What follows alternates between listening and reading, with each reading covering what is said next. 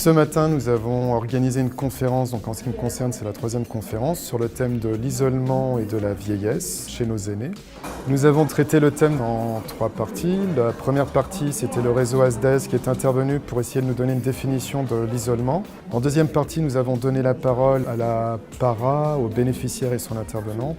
Et en troisième partie, on s'est dit qu'il fallait tout de même positiver. Des structures existent pour les aînés, pour leur entourage, pour les professionnels, confrontés à des situations de blocage. Alors qu'est-ce que c'est que cette situation objective d'isolement ? Eh bien, c'est le cas particulier de ces personnes qui ne rencontrent jamais physiquement les membres d'un réseau quel qu'il soit, d'un réseau social, d'un réseau familial.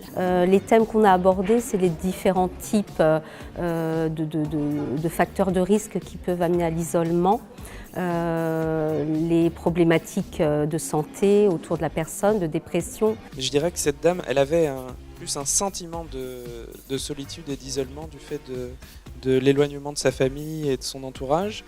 Et je pense qu'elle vivait les passages des intervenants comme une intrusion dans sa vie. Je suis intervenant aujourd'hui sur la problématique de l'isolement et de la rupture de soins au travers d'une présentation d'une situation que j'ai pu accompagner en gestion de cas, de la partie évaluation en travaillant avec les partenaires qui la connaissaient déjà, à la partie mise en place d'aide jusqu'à son entrée en institution.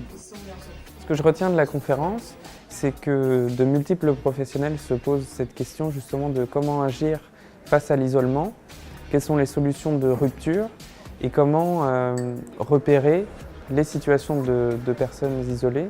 Les échanges ont été intéressants, fructueux et ont apporté un vrai éclairage sur les solutions qu'on peut apporter aux personnes isolées.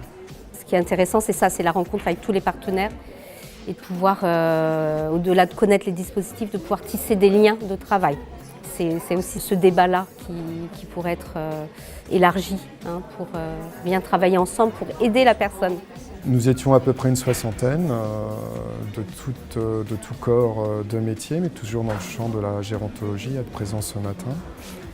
Tout le monde est reparti satisfait. Bien, je remercie Senior Compagnie d'avoir organisé cette conférence qui nous a tous permis de nous connaître, de nous rencontrer et d'échanger sur nos pratiques.